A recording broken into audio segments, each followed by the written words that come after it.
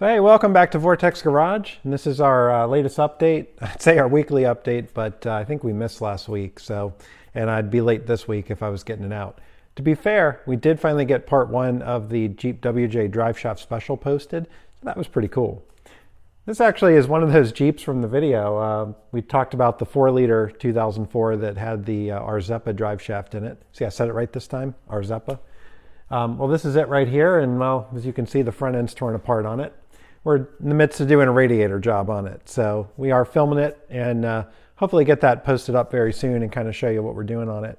Rather than do a super detailed video, I think we're just going to try to keep it short and show you some of the key tips and tricks. Good example, this piece right here. This is a piece of aluminum angle stock I had laying around, and there's a trick where the service manual calls when you remove a radiator to take the condenser out, which means you got to crack open the AC and vacuum it out and all that good stuff. Well, if you don't want to disturb your AC lines, pretty simple. You just take a bar like this, zip tie it to these supports, and then zip tie it to the pieces that hold it on to the radiator here, and this will hold it up and keep it from falling down and dangling on the hoses. So nice little simple trick there. So what have we been working on?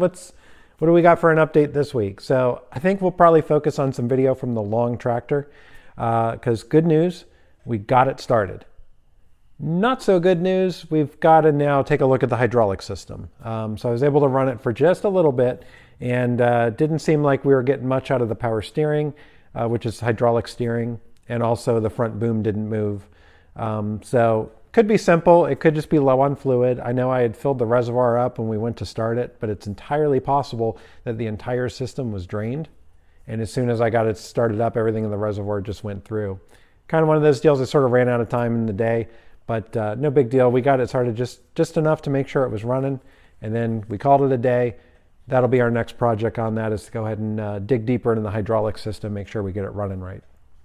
So, kind of funny though, when we show you that video, one thing, and man, I love watching YouTube. I mean, I can go for hours and hours just sitting there watching YouTube videos. You fall into one of those YouTube holes, you just get sucked into the YouTube vortex. And the next thing you know, you've spent 2 hours watching videos, clicking on related stuff. So one of my favorite things to watch is diesel runaway videos. Oh, they're awesome. There's one of a train. If you haven't seen it, look it up. There's one of a train locomotive. About halfway through, there's flames shooting out the top of it. And, most diesel runaway videos, they show you see someone run up and toss a rag into the intake, choke it off, and have it run out. But a diesel locomotive, I don't think there's a rag big enough that you can shove in that intake. So you're basically watching that video. They just sort of rope everything off and let it go. The crazy thing in that video, if you watch it, there's people climbing up on and off the locomotive, obviously service technicians or whatever taking a look at it. Oh man, I don't think you'd catch me anywhere near that thing. But anyway, suffice to say, I love diesel runaway videos, and I watched a whole heck of a lot of them. I went to the point where I watched so many of them, and this long tractor had never run, at least to my knowledge. I never had it running. I bought it not running. I didn't know its history. So I had it in the back of my mind, what if the engine's totally worn out? What if it's got some problem where it starts sucking oil out of the crankcase and runs away? I was ready for it. And you see in the earlier video, I had the rag set out. I was all ready for that. Well, I actually thought that it ran away. It fired up and just took off. And I pulled the throttle down the idle, and it just kept going faster, and instinct kicked in from all those YouTube videos. I didn't even bother trying to pull the fuel lever, because everything I had seen on YouTube said, oh, you got to shove rags in the intake. So I hopped off, ran around, popped rags in the intake, killed it off, and had to sit there and think for a second, what did I just do? So the first thing I did was I didn't know whether or not I had a runaway condition or an actual problem with, say, the injector pump governor or something else like that, causing maybe the injector's clogged open, stuck open, dumping fuel in it. And simply pulling that mechanical fuel stop would have done it. That would have cut the fuel, and it would have told me that I had another problem and it wasn't an actual runaway condition. So you'll see in the video, I'll probably show you a little clip of that when I jumped off. It was pretty dramatic, and it turned out to be just for nothing and just stupid. But at any rate, it caused me to think and really go through it and look at it and say, okay, I obviously had something else going on. So I started digging into what happened, and I even watched the video again on what I did. And I realized it wasn't running out of control. It basically revved up to a certain point and stayed there. So it was running awfully fast, but it wasn't running out of control. So I then started thinking what I did when it happened, my instinct. Well, my instinct is it was running out of it. I had bled all the air out of the system. I did get it to fire off. It was running a little rough, and I think it still had a little residual air in the injectors. And as it bled that through, it finally got a steady stream of fuel and started running right. And I had the throttle about halfway, so it revved up, and I went to put it in the idle, and it took off. So I originally did it, and I kind of pulled it slowly, and I started revving a little faster, and then I cranked it down in the idle, and it took off, and that's what really got me, just jumped in thinking it was a runaway. Well, basically, I just assumed, okay, you pull the throttle this way, this is down, so down must be down throttle, and up is up throttle. Well, it turns out on the long tractor, that's reversed. So essentially what I was doing, when I thought I was pulling it down in the idle, I pulled it to full throttle. And by just thinking of my YouTube instincts from watching all those diesel runaways and thinking of that train locomotive shooting fire out the top, I basically jumped off and threw rags in it before I even did the basic things like pulling the fuel cutoff on it. So you'll see in this video, I actually went back to it the next day and said, you know what? I think this thing's fine. I looked over it one more time and said, I'm going to give it another try. I had my rags at the ready in case I was wrong. And this time I was ready. If something didn't go right, I was going to pull that fuel release. So I even did it. I got it to start to fire up a little bit, immediately pulled the fuel release. That let me know that I could go ahead, that was working. I could cut the fuel off. We were good to go. And it started up, ran just fine.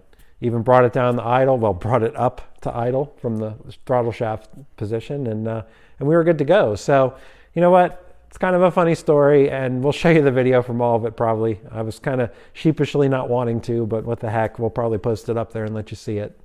In the meantime, why don't we cut over to that? We're going to show you getting that long tractor starting and running, and again, next step we're going to do is work on the hydraulic system. And in the meantime, let's cut over and show you that video. This is us getting that long tractor fired up for the first time.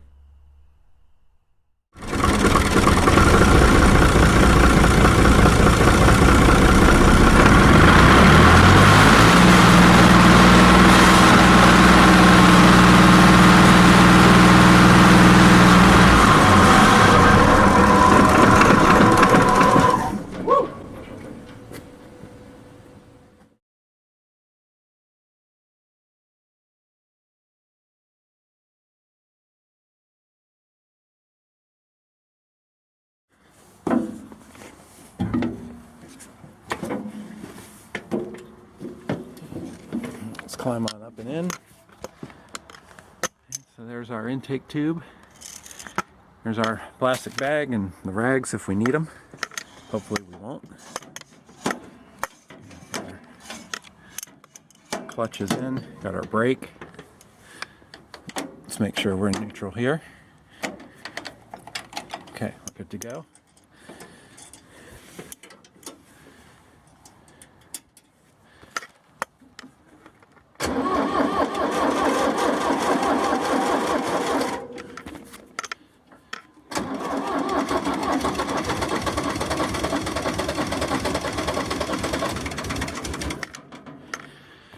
Almost.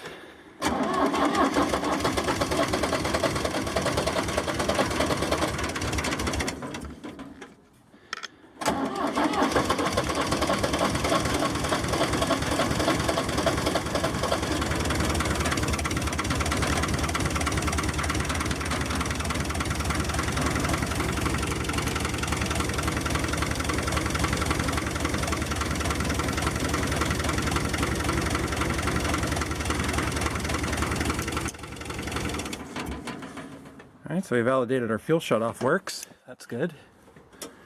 Yeah, so that's good. Let's see if it fires up again.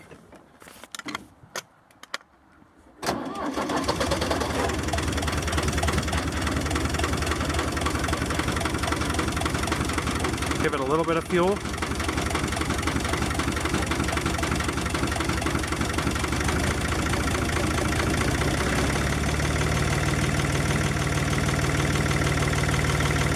Running steady. drop back down the idle. And then we'll pull our fuel shut off. So that's good. All right, so I hope you enjoyed that. That was pretty cool getting it running. And if I went ahead and edited in the spot of it running away as I thought it was, I hope you enjoyed that too. Hey, what can I say? You sit there and stare at YouTube videos all day and you start to get into this mentality.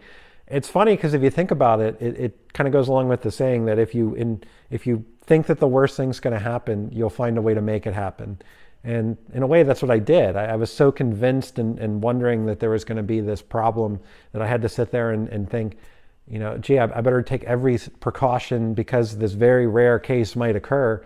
Well, it was smart to do that. It was smart to take those precautions and be ready for it. But kind of in doing so, I just put that thought in my head to a point where the minute something went wrong, I just instinctively went to the worst case scenario.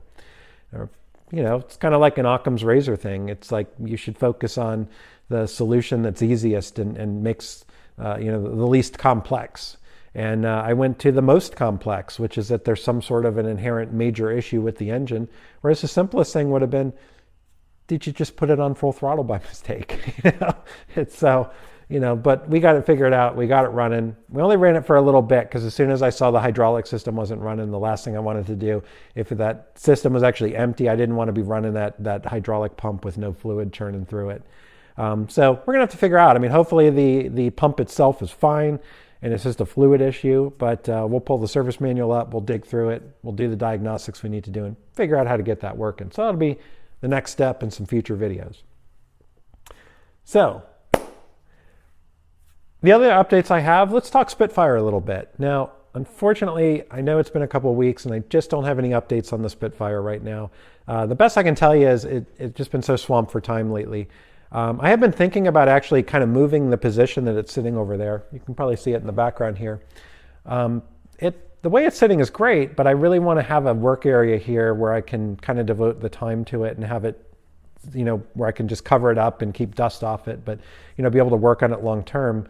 So I look at it this way. I've got the body, I've got the frame on the current one there that I want to use as a template and be able to take parts and rebuild. And then I have the frame we showed you that's powder coated that we want to build up on.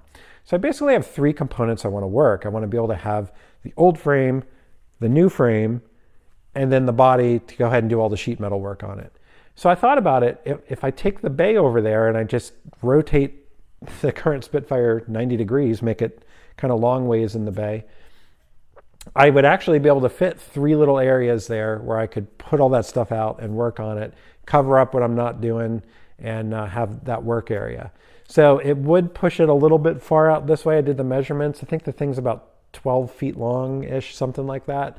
So I might try to do that. I might actually go ahead and make sure the tires are aired up, move it around a little bit, see if we can reconfigure the area over there and make it more of a good, useful work area where we've got room. The big question's going to be, if I do that, is it going to kind of cut into our workbench area over here? We've got our little kind of metal working area, whatnot, and where we go over and do stuff. Is it going to encroach on that? But we got room here. I think that's probably the best way to do it. It would probably help too if I can clear this spot where this Camaro is. So we're going to have to start working on this 94 Camaro a little bit, but that's no big deal. And we got to keep this area open right here because we've always got projects coming in that need something here or there that are, need to stay on the road, like this radiator job. So we want to be able to pull that in and do the service work we need to. So that's kind of the update on the Spitfire. Hopefully we'll have a little there. But I wanted to talk a little bit about the Spitfire videos. They've started to pick up some steam. We're getting a lot more viewers on them, which is pretty cool, and I really appreciate that. And I got to call out, one of the things I really appreciate is some of the awesome comments people are leaving, specifically on part 2, where we had it driving and running. So on the part 2 of the Spitfire kind of revival videos, had a couple comments that I wanted to call out. So first off, Kim Jong-il left me a comment. Pretty sure it's not the real one. But anyway, Kim Jong-il wrote, maybe the Bolt was a BSW, and then he replied shortly after that, wait, or UNC or UNF. And then a little while later, we had another comment by Barney Clovis. Hey, you guys need AF spanners and maybe BA to work on them. That's John from the UK. And, it's funny. I actually did a little bit of research on those when I looked them up, and I haven't had a lot of familiarity with those types of wrenches and spanners. Probably partially because I do a lot of late model stuff in here. And I don't really recall, growing up working on the Spitfire, utilizing those tools. They may have been there, but so I did a little research into those, and basically, sure enough, something I wasn't as familiar with on these older vintage British cars was the British standard and types of wrenches that are out there. So real quick, there's a couple of them out there. You've got, let's see, let me pull this up here. You got your BA wrenches, which stand for British Association, BS, which is British Standard, BSW, which is British Standard Whitworth, and then, of course, your US, which are American and English, and there's some conversion tables that you can find out on the net. Okay, so basically those are a little different than like the SAE wrenches that I'm kind of more used to working on, especially with late model stuff. For instance, from what I can tell, the British Standard spanners and sockets, if it says 1/2 inch, it actually refers to the width of the threaded portion of the bolt, not the head of the bolt, which is what we typically see with SAE. For BA, it sounds like they're actually listed in a numbered size that starts with 0 and goes up. So, there's some different types of wrenches that we'd seen. So it's funny, I haven't really had a lot of exposure to like the BA and BS style wrenches. And so it was cool to do a little research and learn more about them. I probably heard references to them, but to be honest with you, I just don't really work on a lot of the older stuff anymore to come across them. And the time I spent on the Mark II, kind of pulling it apart, did all that with standard metric and SAE, and never really had a problem or noticed anything not fitting quite right. So, but I'm sure as we dig into it and do the actual restoration work, we're definitely going to come across stuff, especially when it comes to fittings, when it comes to attachment points, especially things on the engine in transmission. I don't know what's going to be BA or BS on there. So number one, I'm going to make sure I have my conversion chart, which is going to be handy. And number two, if I need to, I'll go ahead and get a couple spanners to make sure we can do the work. So I want to call out those two comments. They were really cool. It certainly explained why in the video we were having trouble finding the right wrench to fit that clutch master cylinder. So yeah, I learned a little more from that comment. And it always reminds me that we want to do some more kind of like tool tech videos. And stuff like wrenches and that is a good example on that. I mean, really the history between the tools the tools that we use is really kind of amazing and intriguing if you think about it. Like, yeah, we have metric and we have SAE that are primarily used nowadays, but it's amazing that with just 2 sets of wrenches, you can pretty much work on anything no matter where it comes from in the world. So you sort of wonder, how did we kind of naturally or unnaturally come to these standards? What sort of bodies or governments put these standards out there? How did we adopt them? How did mechanic societies come to adopt them? Which ones also were out there that didn't prevail and didn't work out, like these BS and BA standards? Obviously, they were out there for some time, but have faded away. And probably, from what I looked at, it was about the mid-'60s, it seemed, they started to get replaced with metric and out there in the European realm. So I'm sure there's a lot more info out there. I've only done some light research, but definitely a cool topic. And maybe one we'll talk about sometime.